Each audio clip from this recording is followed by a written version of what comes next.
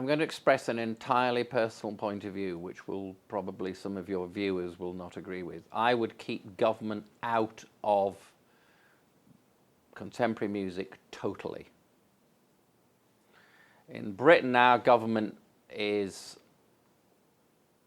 it's like a fly sliding down a razor blade on its balls. It doesn't know which way to drop. You can cut that, but it'd be more interesting if you left it in. And what I mean by that is that they don't, there's an awful lot of this, but not very much of this. We have some issues in the UK which are not really to do with what you're asking me, which is about how artists get going, which the government ought to be getting involved in, but won't for all sorts of reasons. And secondary ticketing, which is ticket touting, is probably the prime situation. How a £25 ticket can end up costing £2,000 on a secondary site is beggars belief. Everybody in the chain is getting less than the secondary ticket seller. So that's one issue. There are other issues to do with this whole business about education and putting money into education relating to music. And I'm sort of ambivalent about this because I've spoken at a lot of the universities in Britain who put on these courses. One of the things I've noticed after doing this for a long time, and a lot of them, is that I think too many of the audience are missing the point. They come along like they came along to this conference today. I mean, and I would say, hello, good evening, and I can hear a person tapping it into their laptop. I go, hello. They go, tick-tock, tick-tock. I go, how you doing? Tick-tock, tick-tock. You cannot learn it from a book. And you cannot learn it from going to a conference. You can get information, and it's better to have the information than not have the information. But you're never going to become a successful act or a successful songwriter or a successful manager, agent or whatever because you read a book. You have to have, it has to be in your soul, I think. And I think most of the people who come to these things, it is in their soul, but they don't really know quite what to do next. So they come on a course or they go to a conference and they listen to idiots like me rattle on like I'm rattling on. And hopefully they get a bit inspired. But somebody said to me at one of these things a few weeks ago, how do you become a successful manager? And I said, you manage a successful act. And that's it. It's simple. You've got a technology which has defeated copyright. Copyrights only mean something if it's enforceable.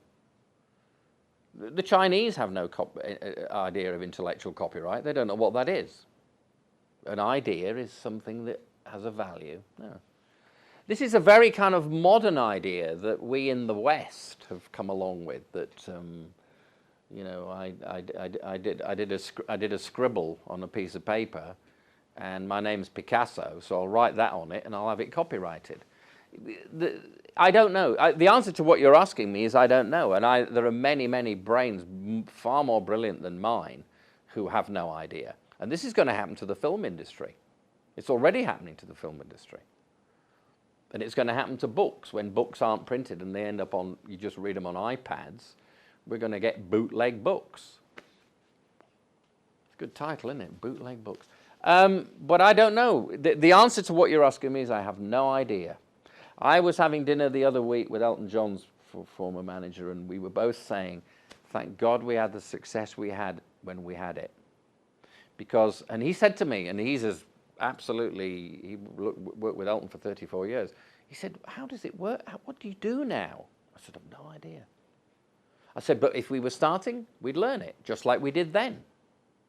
When I came down to London, as I said in the interview, I'd never seen a recording agreement, I hadn't seen a publishing agreement, I didn't know how you did a deal on a T-shirt sale, or a belt buckle. I'd never spoken to a travel agent. I didn't have a passport. But that's part of that's growing up. That's part of the human condition.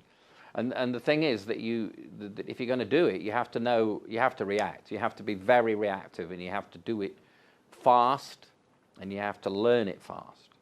And bluffing is absolutely everything. Never, ever, ever be afraid to tell a barefaced lie, ever. I've lied for the best of them. Or bluff, or tell people things that are absolutely not true. It's usually where there's not really going to be a tough consequence. And I think if you're negotiating with corporations and you're an individual, maybe you've got a lawyer with you. I mean, I didn't use lawyers, I did it all myself, but you've got a lawyer with you. You know, the corporation has all the time, all the money, all the resources, and all of the people. So anything you can do to get an edge, go for it.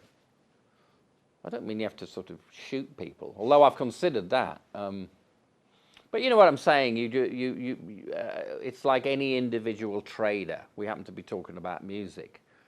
But if you're a designer of shoes, and you want to get your shoes into the biggest retail chain, you're going to be the little Chinaman in Tiananmen Square, and they're going to be the tank. But if you've got a good product will always sell itself, always. And if you've got a great act, it will sell itself, and it will be found as well. I mean, you have some disadvantages by being in Estonia for simple historical reasons. You don't have a pop music history like we had in Britain and, say, the US. You don't yet have much of a kind of infrastructure in place. But I actually see that as an advantage, because you're sort of starting with a blank sheet of paper and you're going forward from that. You don't have all this baggage behind you that we've got. And one of the things that when I was a manager, I often used to look for the way of doing something that was different, that wasn't the way that everybody else did it.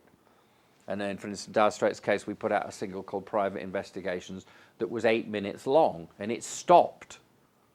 And I remember a guy from the record company, because this is how record company people think, he said to me, people will ring up the BBC and think that their radios have gone wrong.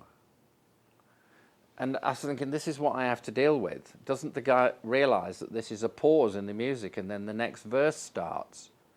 He thought there was something wrong with the record and it stopped. So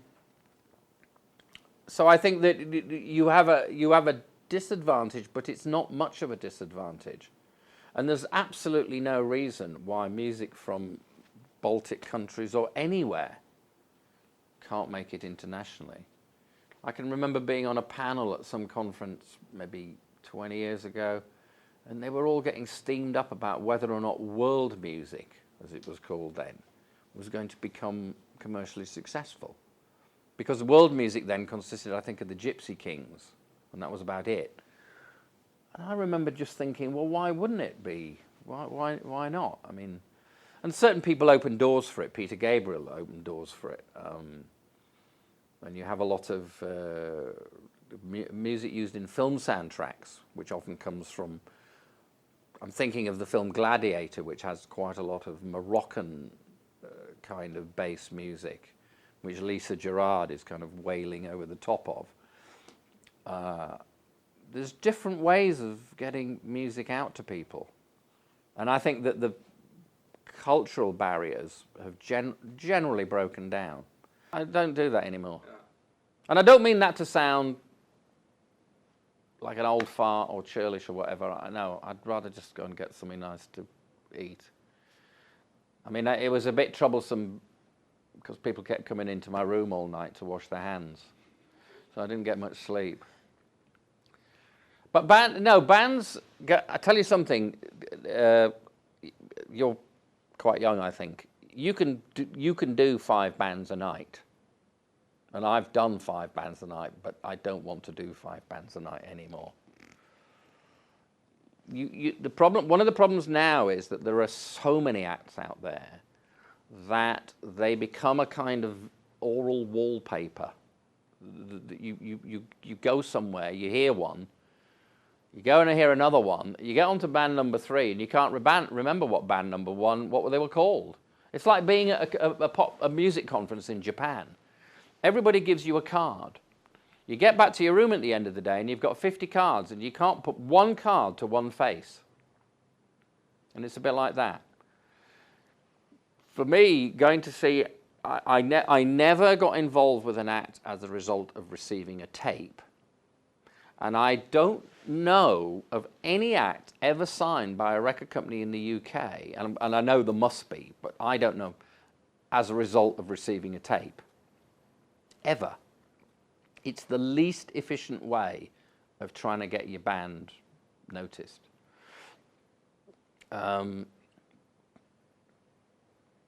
I've taken on acts because I saw them live.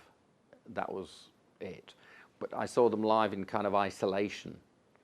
I didn't go out on a pub crawl of bands, if you understand what I mean. I mean, I know that's part and parcel of what this conference is, and it happens at every conference. And it's great. It's great that people get the opportunity to play, just to play. But I'm not sure that's how I would go about. If I was still doing it and wanted to find somebody, I probably wouldn't go about it that way. How would you go about it? Word of mouth, probably, which is still the single most important way of promoting yourself. Absolutely, no question. It's worth more than a poster. It's worth more than a full page in the Estonian Gazette. It's worth more than anything. Word of mouth. If you can get a buzz going, listen, if you can turn on 100 people, you can turn on 100,000 people. If you can get a buzz going and people talk about you, then it will eventually get to the people who are in a position to press some buttons, because there's an enormous army of people out there trying to find talent.